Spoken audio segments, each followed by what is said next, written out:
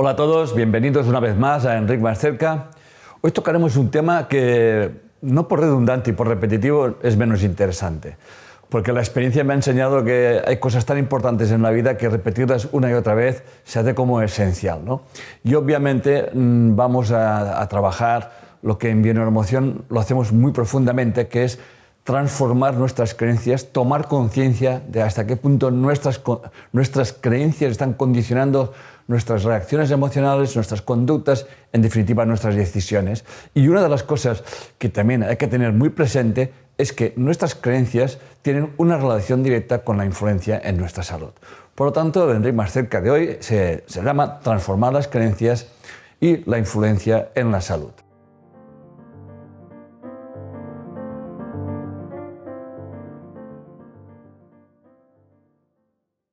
Pero antes de empezar, quiero dejar las cosas muy claras para que no haya malos entendidos. Las causas que motivan la aparición de unos síntomas responden a múltiples factores. Y la bioneuroemoción se centra sobre todo en el factor emocional, es decir, en los ambientes que provocan en las personas un estrés y que obviamente afectan a nuestro cuerpo. Y el objetivo de la bioneuroemoción, como vengo diciendo, es reducir dicho estrés mediante un cambio de conciencia. Y luego viene la pregunta siguiente, ¿y cómo se cambia la conciencia? Bien, no hay un cómo, un cuándo ni de qué manera, pero sí que es verdad que nosotros trabajamos como otros autores y como otras personas y otros entendidos nos hablan de la percepción. La percepción es clave en nuestro método, en la bioneuroemoción, y darnos cuenta de que si cambiamos nuestra percepción, y repito, este cambio no es un cambio conductual, no voy a decidir quiero ver eso de otra manera, sino para que yo pueda ver las cosas de otra manera, tengo que cuestionarme muchas cosas. Por ejemplo, encontrar mis creencias que hacen que yo perciba las cosas de una forma determinada. Y haciendo referencia a esto, hay que centrarse en algo muy importante, en el ambiente.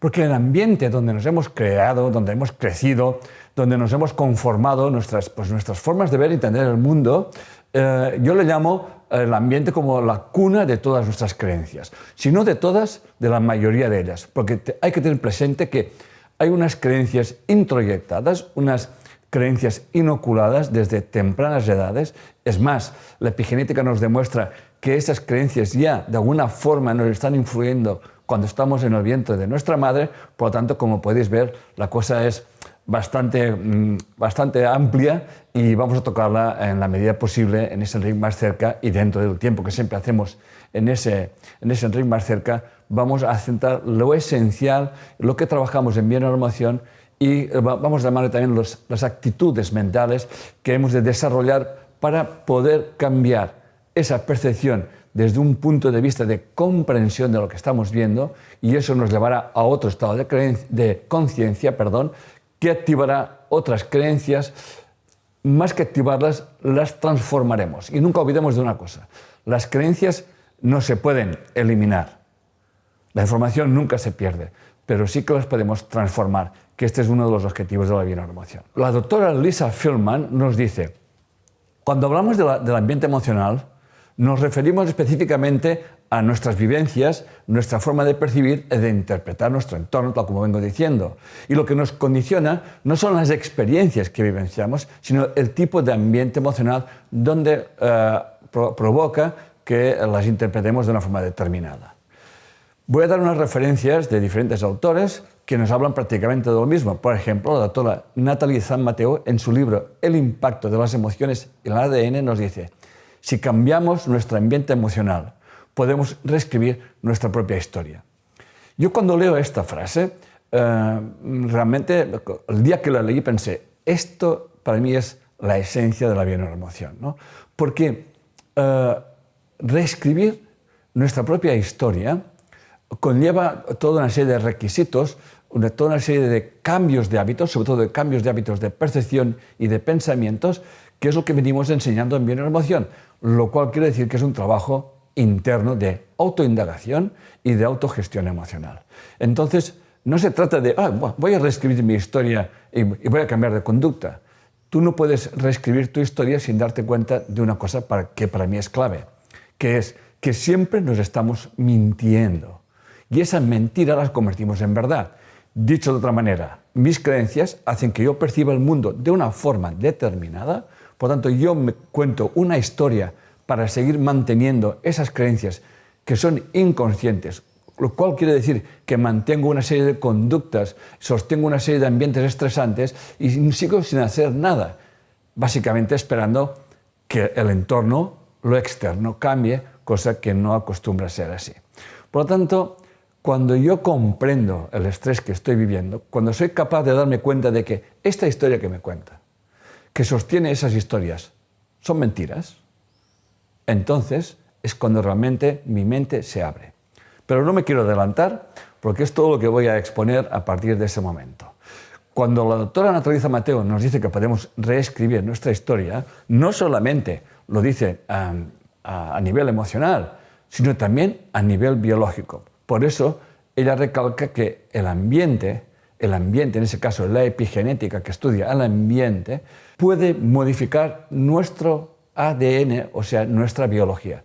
Esto así de entrada parece muy impactante, pero hay muchos estudios que lo refrendan y como explicaré más adelante, sencillamente es la ciencia de la epigenética.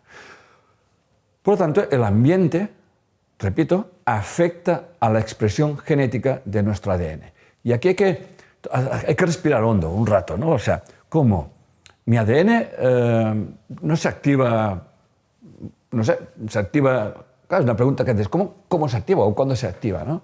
Pues una de las cosas por las cuales se activa es precisamente en los ambientes emocionales y nunca nos olvidemos que el ambiente emocional está muy condicionado a mis creencias inconscientes.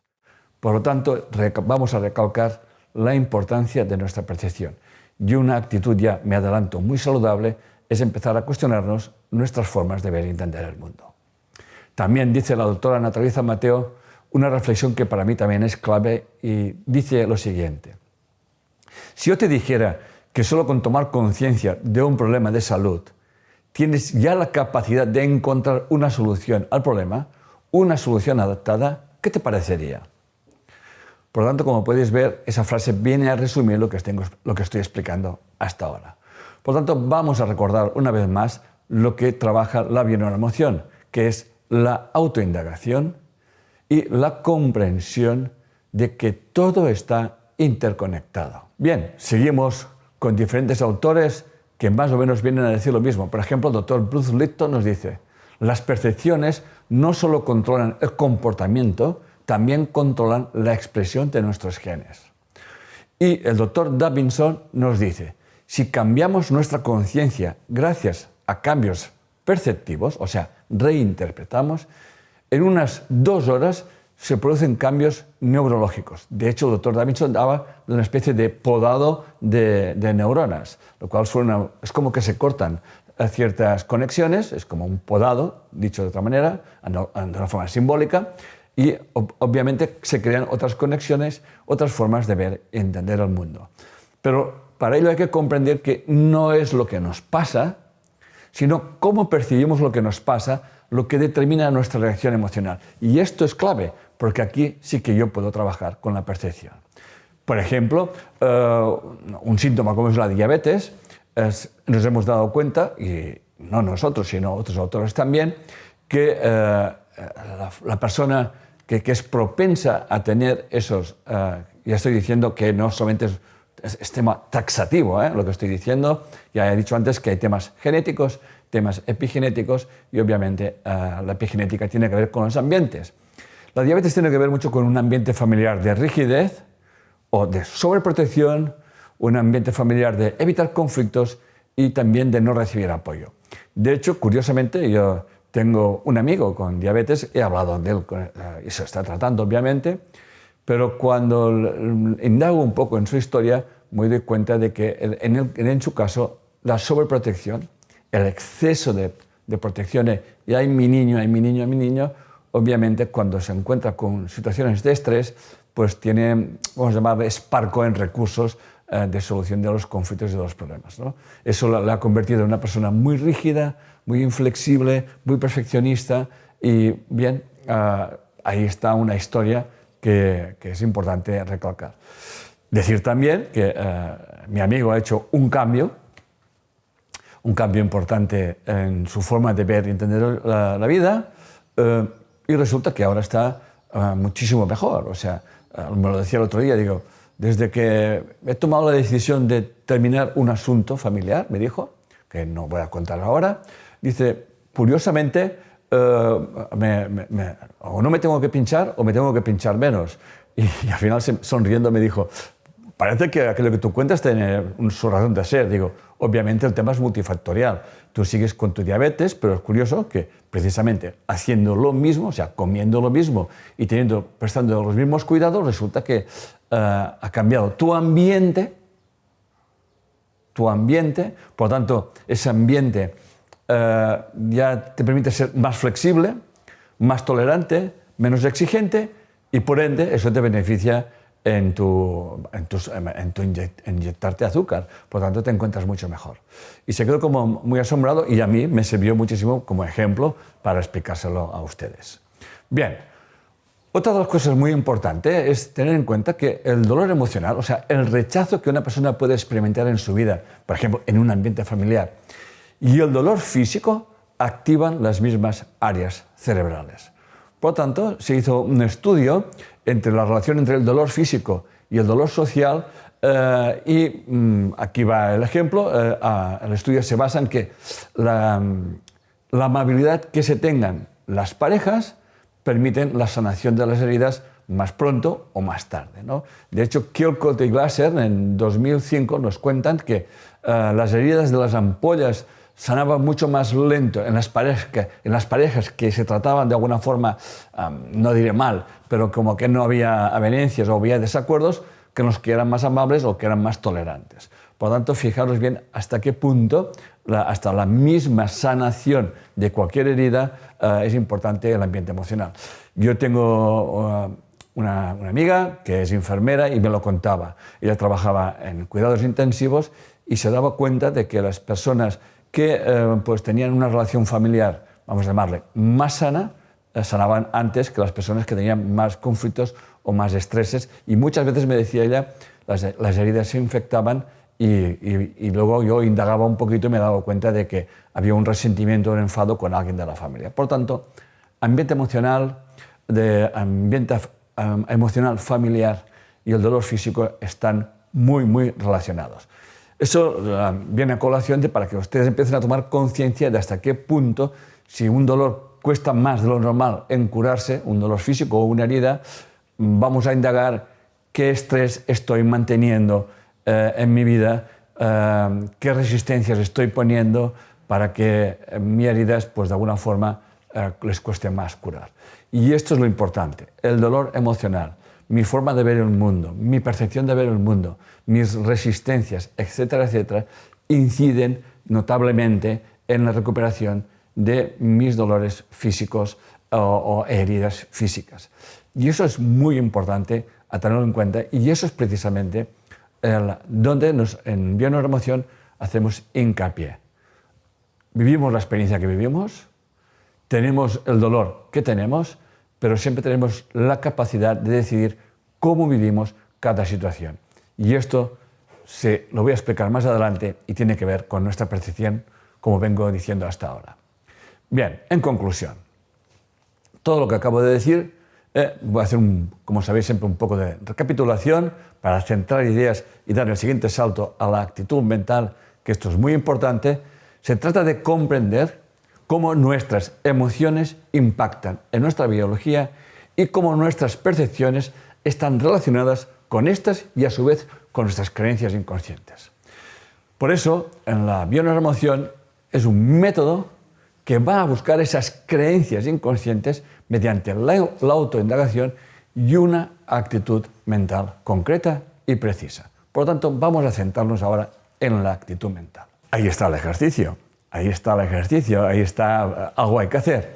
Y yo he hecho aquí unos tips importantes que obviamente los desarrollaré hasta cierto punto, porque eso es amplio y eso ya lo enseñamos en los diferentes seminarios, cursos que estamos dando en el instituto. Pero una de las cosas que para mí es esencial es poner en duda, pero en seria duda, o sea, cuestionarnos seriamente nuestras creencias y nuestros valores, los cuales determinarán mi percepción y mi nivel de conciencia. Llevar a la mente a un estado de no hacer. No quiere decir que yo no tenga que hacer nada, ¿no? Sí, pero es un no hacer que no es conductual. O sea, yo no hago esto para conseguir esto, sino que de momento me quedo como en silencio, ¿no? Ante una situación de estrés, yo me siento que estoy conectado a un campo de conciencia, que todo está interconectado y por lo tanto no voy a buscar soluciones conductuales, sino que voy a darle un espacio a mi mente, voy a estar como escuchando, observando lo que me ocurre, escuchando mi ruido mental, hasta qué punto yo me justifico, me cuento historias y pretendo tener razón y dándole vueltas al tema que me sigue atando al estrés. Por lo tanto, cuando yo me rindo a esto y lo observo como algo que está en mí pero no soy yo, entonces cuando podemos encontrar soluciones que están fuera del problema y que están allí y que la conciencia de alguna forma nos lo muestra, ¿no? Y eso es clave, como repito y vengo diciendo, vivir con la conciencia de que todo está interconectado, como ya he explicado otras veces en otros cursos, seminarios y en Enric Más Cerca. También hay que tener presente las leyes de nuestro inconsciente, que no me voy a extender muchísimo en ellas, pero sí que son claves tenerlas siempre presentes. Para nuestro inconsciente, el otro no existe. No es que el otro no esté, obviamente está, ¿no? No está aquella persona que me insulta, me falta el respeto, sí que está allí delante, ¿no? O que me grita.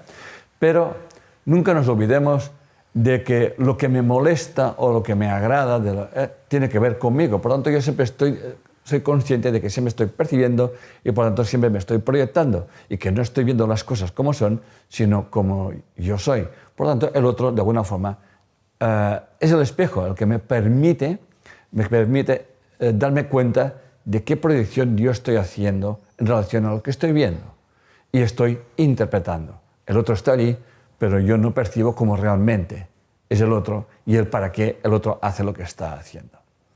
La ilusión no existe. Para el inconsciente todo es real. Lo que ocurre, lo que pienso que va a ocurrir o lo que pienso que dejó de ocurrir es real. Y el tiempo no existe, porque si yo pienso en algo que pasó hace un año, es presente. Si yo pienso en algo que puede pasar dentro de un año, es presente. Y también la otra ley muy importante es mi inconsciente es inocente. Para él todo es verdad. No hace juicios, porque el que hace juicios es nuestro consciente. Por lo tanto, somos observadores y nuestra observación crea nuestra realidad. Hay que empezar a crear nuevos hábitos de pensamiento. De hecho, siempre digo que la bioneuroemoción la puedo definir en una palabra prácticamente. Es un hábito, es una forma de ver y entender la vida. Y para ello requiere su entrenamiento, su hábito, adquirir este hábito. Y este hábito básicamente se centra, como he dicho hasta ahora, en cuestionarnos nuestras verdades y darnos cuenta de todas las historias y justificaciones que nos contamos para seguir pensando igual. Comprender también que la culpabilidad está sostenida por creencias inconscientes, introyectadas en nuestra infancia y que son falsas. Y para ello es importante aplicar la autoindagación. Y clave también, y que hablaré de ello un poquito más adelante, es invertir el pensamiento. Dejar de pensar que la causa de lo que me ocurre está afuera y empezar a darme cuenta de que la causa de mis estados emocionales están en mí. Allí hay algo que sucede, cierto. Hay algo que puede estar hasta provocando el conflicto, cierto.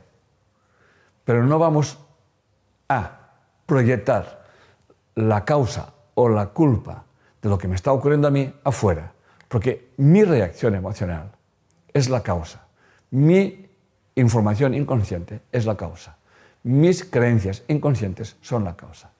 Cuando yo hago esta inversión de pensamiento, realmente estoy abriendo mi mente a otras posibilidades y ampliando mi conciencia. Para ello hay que comprender que siempre estamos frente a nosotros mismos y aquello que nos atrae o aquello que rechazamos tiene que ver con esas creencias inconscientes. Y sobre todo, vamos a evitar el victimismo y la culpabilidad, que esas son las herramientas del ego, que sirven para justificarnos y para seguir igual y seguir dándole esa especie de bucle, repitiendo historias sin llegar a comprender para qué las estoy repitiendo, cuando el hacedor somos nosotros y somos el hacedor del problema y el solucionador del problema.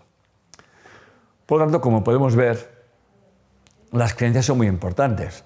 De hecho, hay estudios científicos que son muy conocidos por todo el mundo, como el efecto placebo, el efecto nocebo, que están hartos conocidos. Pues el efecto placebo es la creencia de la eficacia de un tratamiento. Cuando la gente está convencidísima que está tomándose un medicamento, le produce los efectos del medicamento y resulta que pues son pastillas de azúcar, ¿no? Y el efecto nocebo es lo mismo, pero a la inversa. O sea, se le explica a una persona, hay unos estudios de pastillas antidepresivas que eran de azúcar, se le explicó que tenían que tomar una dosis más elevada de lo normal y que muy probablemente iban a tener unos efectos secundarios. Y las personas tenían esos efectos secundarios cuando en realidad se habían tomado las pastillas de azúcar, ¿no? Hay muchos estudios del efecto placebo y del efecto nocebo, lo cual esto nos demuestra científicamente la importancia de mis creencias y la importancia de cómo yo estoy percibiendo las cosas.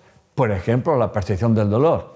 En mi caso, o el de mi mujer, pues, sin ir más lejos, cuando mi mujer tiene un dolor, pero es que mi mujer para que se ponga enferma tiene que pasar un milagro casi, pero cuando le duele alguna cosa es súper exagerado. Y luego cuando le digo, pero no seas tan exagerada, dice, se me mira y me dice, es que claro, tú como soportas todo el dolor del mundo, proyección. A mí me duele igual, pero yo tengo otra creencia, otros pensamientos y otros valores en relación al dolor. Y ella es como los percibe de una forma muy exagerada. Por lo tanto, no se da cuenta, y se lo digo, que su forma exagerada de percibir el dolor hace que el dolor aumente. Aumenta la sintomatología porque aumentas el estrés. Cuando realmente aceptas el dolor y indagas la causa del dolor que hay allí, solamente que entres en otro estado mental, el dolor se soporta de otra manera y obviamente estás ayudando a reducir el estrés. Por lo tanto, a modo de síntesis, como podéis ver, estoy haciendo recapitulaciones porque el tema es pienso que intenso y denso y quiero que no perdamos el hilo y voy poniendo pues esos inputs de toma de descanso. No es lo mismo observar los acontecimientos como si estos no formaran parte de mí que observar los acontecimientos como si estos fueran una parte de mí mismo. No es lo mismo. El mundo que vemos, de alguna manera, es el mundo que queremos ver.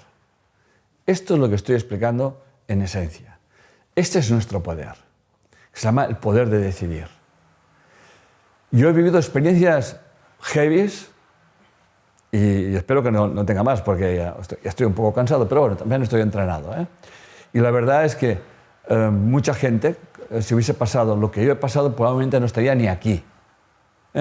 Y en cambio yo sigo aquí y me he hecho más fuerte mentalmente y eso básicamente es por ese cambio de percepción y por la comprensión de que toda experiencia que estás viviendo tiene que ver contigo y tiene un sentido, un para qué que va mucho más allá de cualquier explicación. Bien, vamos a tomar un respiro y para eso, de esa carrera que estoy haciendo, me he tomado un respiro de hacer una serie de reflexiones de personajes importantes o relevantes en la sociedad que de alguna forma nos vienen a explicar o a resumir en su frase lo que estoy explicando hasta ahora.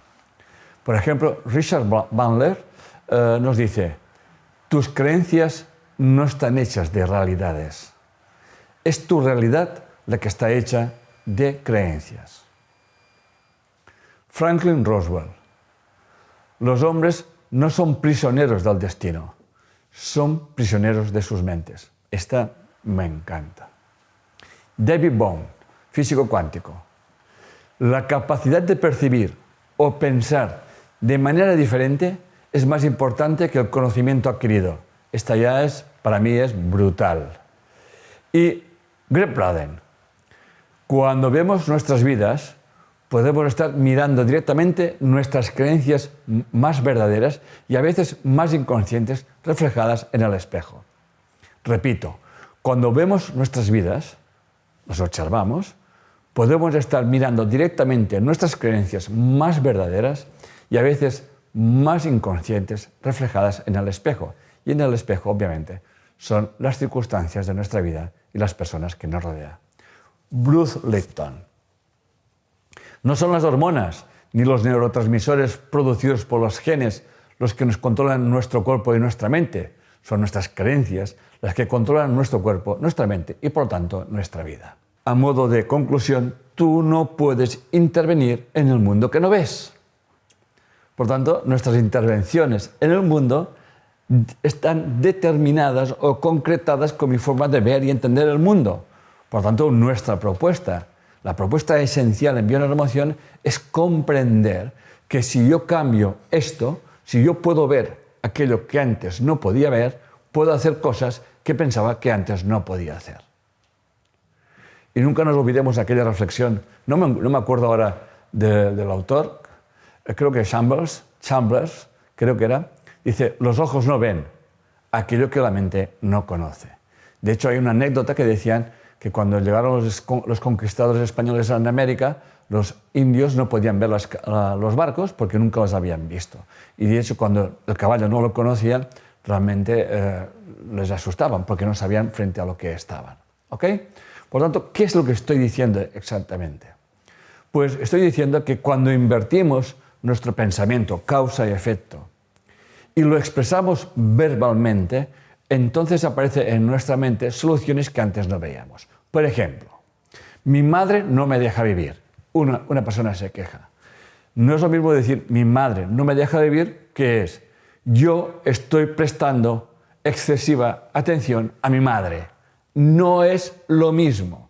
Por tanto, como no es lo mismo y como lo estoy expresando de otra manera, eso me permite abrir mi mente y tomar soluciones que antes no tomaría, porque la primera, mi madre no me deja vivir, es una actitud de victimismo, esperando que mi madre cambie.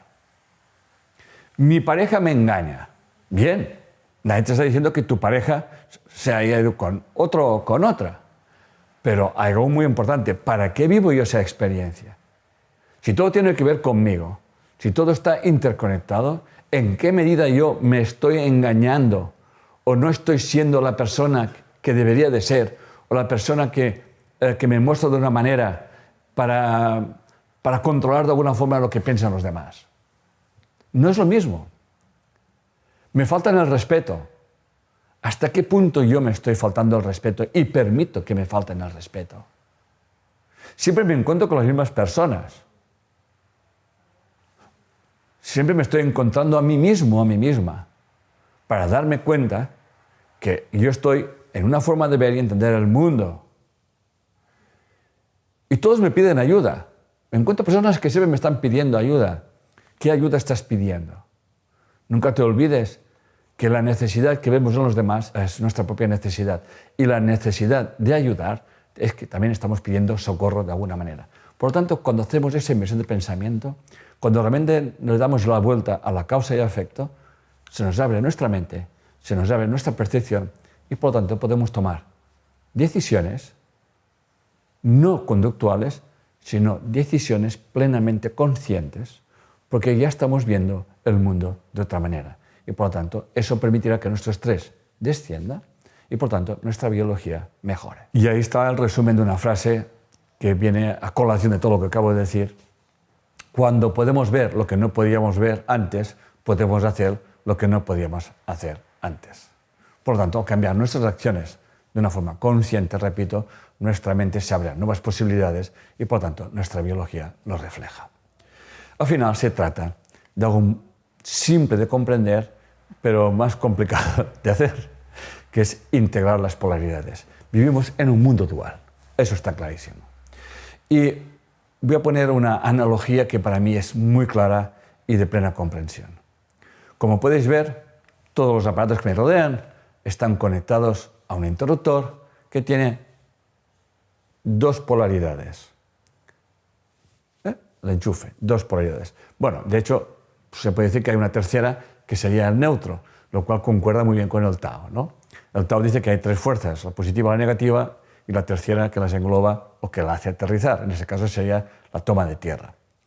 Cuando realmente yo conecto esas dos polaridades, se produce la luz.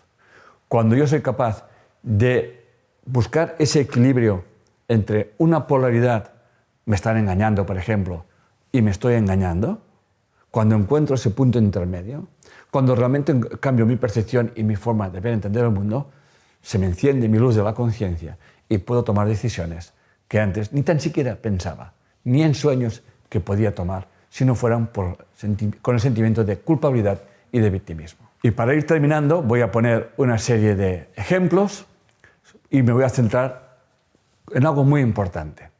El síntoma, todo síntoma merece atención, o sea, indagación y obviamente tratamiento. El tratamiento se quiere en el primero y luego vamos a indagar. Y hay una pregunta clave para que empiecen a tomar conciencia de cómo podemos cambiar nuestra forma de actuar en el mundo. Y la pregunta es, ¿qué me impide el síntoma? Y nunca olvidemos de una cosa, que el cuerpo habla lo que la mente calla. De hecho, David Hawkins nos decía que lo valioso del cuerpo es su capacidad de comunicación. Es un medio para transmitir información y compartir creencia. Por lo tanto, el síntoma debe de ser atendido y el mensaje inconsciente debe de ser escuchado. Eso no es una frase moderna, eso creo que Buda decía algo parecido. Voy a poner un ejemplo. Bueno, pondré dos o tres. Ejemplo. Son ciertos, al final no llego a la conclusión final, pero solamente para que ustedes, porque si llegase a la conclusión final, ¿sabes qué pasaría? Que todas las personas que tienen candidiasis vaginal se pensarían que la conclusión final es la misma para todo el mundo y ese error ya no lo voy a cometer. O sea, pueden ser varias personas con el mismo síntoma, pero la clave, la esencia no ser la misma. La clave del síntoma o la creencia o el estrés no tiene por qué ser el mismo, ni muchísimo menos, ¿no? La pregunta es, la primera, ¿qué te impide? ¿Qué me impide? Respuesta, tener sexo con mi pareja. ¿Qué te permite? ¿Qué beneficios te da? Atención a esa pregunta, esa es clave. Ya no me tengo que quejar, es como ya estoy invirtiendo pensamiento. Decidir yo cuando me apetece tener sexo y no tener que sentirme forzada a hacerlo. Perfecto, aquí estamos viendo ya cómo hay creencias inconscientes, pero nosotros calladitos. Seguimos. ¿Qué estás solucionando por ti? ¿Cuál es tu intención positiva de tener ese síntoma? Porque todo síntoma hay una parte positiva. Pues dice, me está ayudando a respetar mi espacio y me permite estar más tranquila y segura. Aquí sigue reflejándose esas creencias inconscientes. Y luego vamos al ambiente clave antes de que se le muestre el síntoma. Esta persona, esa mujer, encuentra que el síntoma le empieza al mes de conocer a su actual pareja. Por lo tanto, ya estamos viendo que aquí tendremos que indagar en qué ambientes tempranos nuestra amiga vivió en casa y qué relaciones tenían entre papá y mamá, etcétera, etcétera. Y dice, me recuerdo que un día me desperté y mi pareja me estaba tocando. Bien, eso para algunos puede ser muy placentero y para otras puede ser muy estresante. Y también se ve que hay un tema de control. Por lo tanto, todas esas creencias inconscientes se manifiestan en nuestras experiencias de nuestra vida, les damos unas explicaciones y realmente no hacemos esa autoindagación que estamos haciendo. El simple hecho de hacer esas preguntas y empezar a tomar conciencia, realmente me estoy dando cuenta de que la solución está en mí y no de proyectar la culpa en el otro o el estrés en la causa fuera. Otro, tensión muscular en los brazos. ¿Qué te impide ejercer mi profesión, ir a trabajar? Perfecto. ¿Qué te permite? ¿Qué beneficios te da? Dice, me permite no tener que soportar los gritos de mi jefe. Muy bien. ¿Y qué estás solucionando por ti? ¿Cuál es tu intención positiva? Dice, me está permitiendo no tener que enfrentarme y estar más tranquilo, más tranquila. Muy bien. ¿Y qué estrés experimentas previo al síntoma? Recuerdo que unos días antes de que me empezara a doler, tuve una discusión muy fuerte con mi marido. Por lo tanto, ya podemos ver que explicamos muchas veces, que el conflicto que puedo tener en el trabajo es una proyección del conflicto que tengo en casa. Vamos a buscar las creencias con la autoridad, etcétera, etcétera, que eso ya es el otro paso siguiente, que como he dicho, eso ya no viene a cuento. Solamente quiero dejar claro que el simple hecho de hacernos esas preguntas y de no intentar justificarlas, realmente nos abre ya nuestra mente y nuestra conciencia. Conclusión, las reflexiones de lo que hemos dado es que ¿qué te impide? ¿Qué te permite? ¿Qué beneficios te da? ¿Qué estás solucionando por ti? ¿Cuál es tu intención positiva? ¿Qué estrés experimentas previo al síntoma? ¿Qué haces que no quieres hacer o que te obligas a hacer? ¿Qué aguantas que no quieres aguantar? Y te darás cuenta que cuando te hagas esas preguntas, las historias que te vas a contar, apúntalas, anótalas. ¿Qué no te gustaba de tu vida previamente a la aparición del síntoma? Por lo tanto, si queremos cambiar nuestras creencias, si queremos transformarlas, vamos a observar las historias que nos contamos y nos justificamos y las vamos a anotar. Eso es muy importante, observarlas. Evitar hacer actos conductuales. Por lo tanto, hay que desarrollar la comprensión, evitar cualquier juicio y hacer posiciones a ultranza. Empezar a cuestionarnos y ya invertir el pensamiento. Vamos a escuchar nuestro corazón. Vamos a darnos cuenta de que el corazón tiene razones que muchas veces la mente no acaba de comprender. Y es muy importante el respeto a uno mismo y empezar a desarrollar la asertividad. Resumiendo y a colación de todo lo que hemos dado hasta ahora. Los genes no controlan nuestra biología. Nuestro comportamiento celular y nuestras funciones orgánicas dependen de las señales ambientales y de nuestra percepción de esas señales ambientales. Si percibimos amenaza, nuestras células enferman. En el momento que cambiamos de entorno, modificamos la percepción de lo que sucede en el entorno. Las células regresan a su estado original de crecimiento y salud. Aquí pondría ahora el caso de mi amigo con diabetes. Nuestra percepción es dominio de la mente y la forma en que la mente percibe depende de nuestras creencias, que básicamente son programas alojados en nuestro inconsciente. Los programas mentales, fijados a través de la repetición y la experiencia, pueden ser eliminados o reprogramados. Por lo tanto, el síntoma siempre nos muestra nuestra incoherencia entre lo que pensamos y lo que sentimos y las acciones que estamos haciendo. Y ya para terminar, una reflexión de Ken Wilber, que para evitar esas preguntas que ¿y ahora qué tengo que hacer? ¿Y cuándo tengo que hacerlo? ¿Y cómo hacerlo? Eso siempre son resistencias. Y dice Ken Wilber, el cambio que tanto anhelas o se realiza espontáneamente o no es cambio, porque estarás en la resistencia. Y la resistencia es querer cambiar tu entorno. Ello implica rechazar algo, a alguien en tu vida. Muchas gracias y nos vemos en el siguiente Enric Más Cerca.